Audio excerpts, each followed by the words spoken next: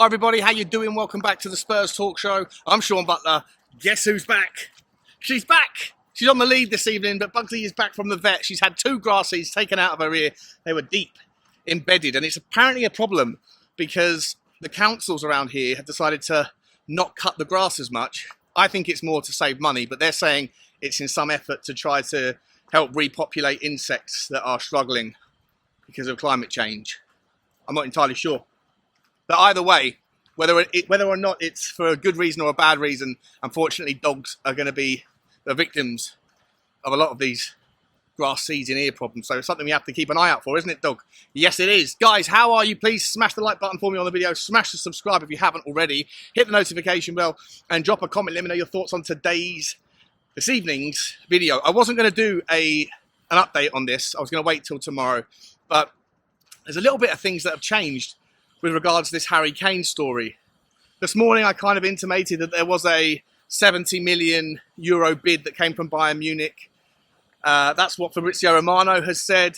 But there's been a lot of noise coming out from a Twitter handle called CF Bayern, which is, I think, the guy who's in charge of Built, who's usually, bang on the money with everything to do with CF Bayern. He's saying that Harry Kane has actually agreed personal terms with Bayern Munich, and that it was Charlie Kane and his father, Charlie Kane, the brother of Harry, and his father that handled all the negotiations, which seems a little bit weird to me. I was under the impression, but I could be wrong, that Charlie Kane was no longer chief negotiator, chief agent in kind for Harry Kane following the debacle that took place a couple of summers ago for the Manchester City thing.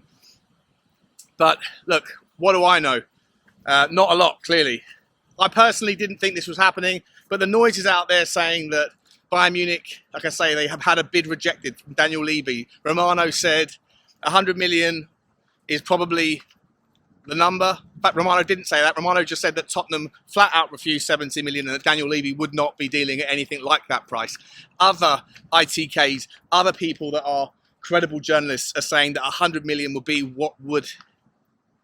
the number of what it would take in order to get Harry Kane over into a Bayern Munich shirt, because it's all very well agreeing personal terms, but unless you've got the clubs agreeing on the fee and the structure of the deal, then there's no agreement in place. It is interesting, but where I want to go with this, we will wait and see as to whether or not the deal happens. But if it does, Charlie Eccleshare and David Ornstein and the guys at The Athletic have come out and said that Tottenham have been aware of this scenario for a couple of years now and been kind of working out, I guess, in their mind, what would be the likely scenarios if and when Harry Kane does decide to leave, and if and when he does, then who would be the best replacements for what system. So obviously over the last couple of years, we've had 2 or 3 different managers, and it's important to kind of bear that in mind when we go through the names. But I've kind of put together a little list of maybe 6 or 7 candidates that I think would be an interesting option to go for, depending on, whether or not Harry Kane's departure would result in players like Richarlison and Sonny being used in different positions and then bringing someone in to compete with them that could play in a variety of positions, or whether or not the kind of game plan here from Tottenham would be to go right out and just get an out-and-out number 9 to help compete. So what I've gone and written down here is 6 or 7 names, and I'm kind of going to read them off for you. The first one, the obvious one because of Postecoglou's recent history with him, is of course Kygo Furuhashi. The guy's 28 years old. I think he scored 34 goals in all competitions last season, but in the league for Celtic he scored 23 goals and 3 assists, which is 26 goal contributions in the league, and he's valued according to Transfer Market at £14 million. We have spoken about him before. The role that the number 9 specifically needs in a Postecoglou system, if you're trying to emulate the number 9 to exactly the same structure and the player specificities under the Celtic system, then Kygo would be a good fit because he does play that sacrificial lamb. He is very willing to do all of the work off the ball, hit the press hard when we don't have the ball. When we do have it, pull players out of position and then move and be on the end of the moves to try and get those goals the way he does. Other options that are out there, of course, though, we could look at Evan Ferguson from Brighton. He's only 18 years old. He really kind of smashed himself onto the scene in the second half of the season for Brighton. Valued at 30 million euros according to Transfer Market. 8 goal contributions for Brighton, 6 goals and 2 games in only really a handful of appearances over the course of the second half of the season. A very big, strong, fast guy, a player that Tottenham have been linked with. But I would imagine that Brighton, if they're going to sell Caicedo and doing business the way that they do, I would imagine that it would take an incredible offer that would represent a hell of a lot of risk on Tottenham's side to go after a player like him. A very interesting player, no doubt in my mind. The Irishman will become a top player, but whether or not Daniel Levy's going to feel like he wants to hand over 40, 50, 60 million, which is probably what it would take to get him, then I'm not so sure.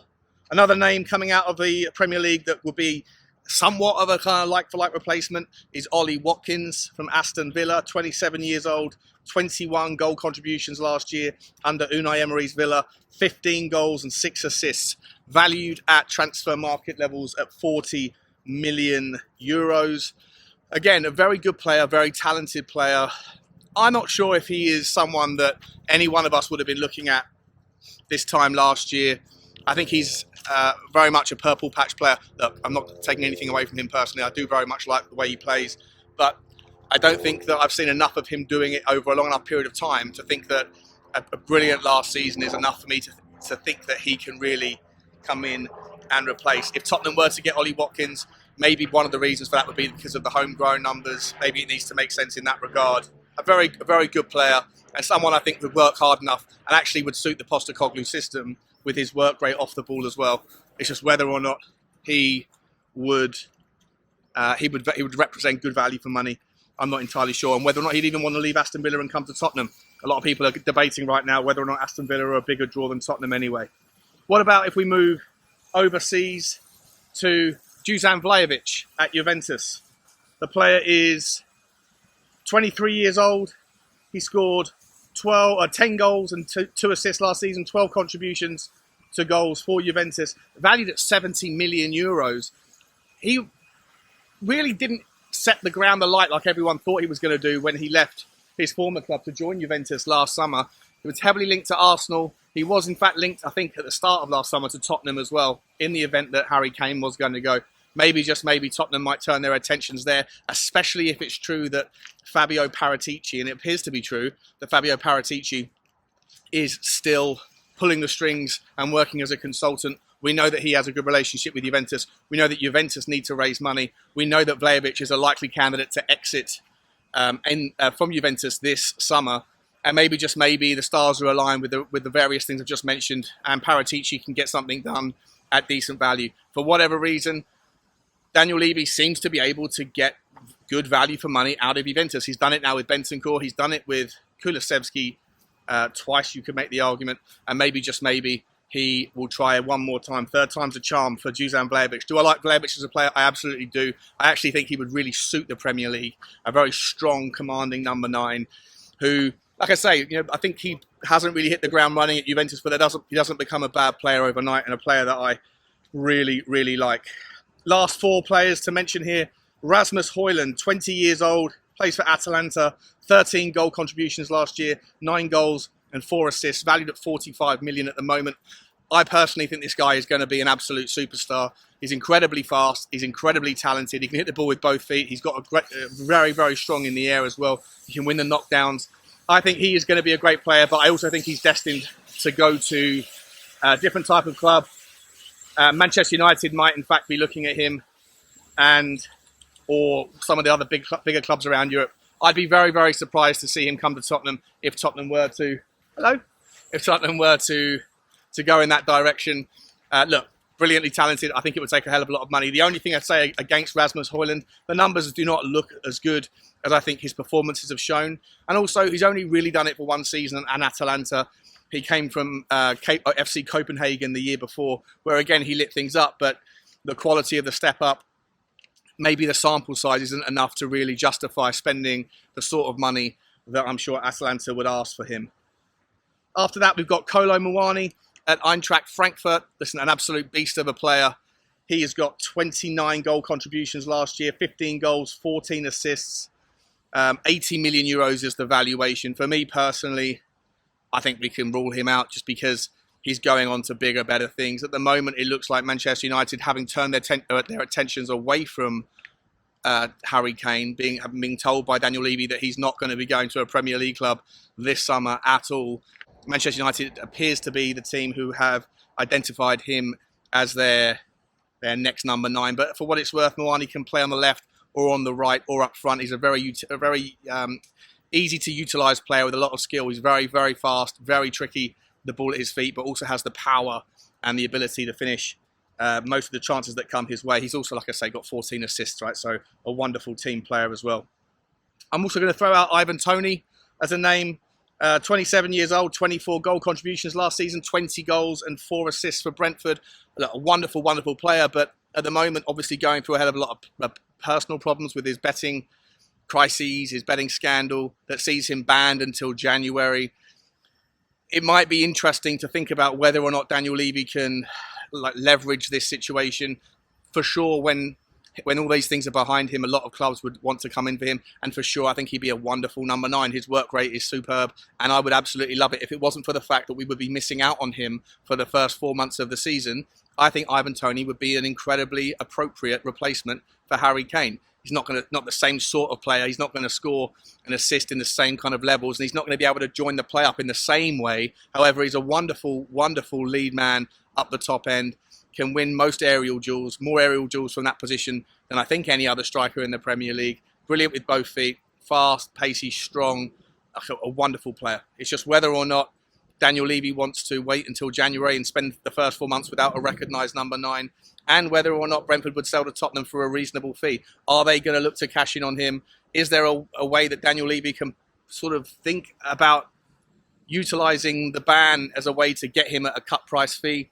I'm not entirely sure. I'd be surprised if he comes to Tottenham, but I wouldn't be unhappy. And I think if Tottenham can find a way to manage without him for 4 months and sorting it out now, but getting him in January for a reduced fee than what you would otherwise be paying, I think it makes a lot of sense.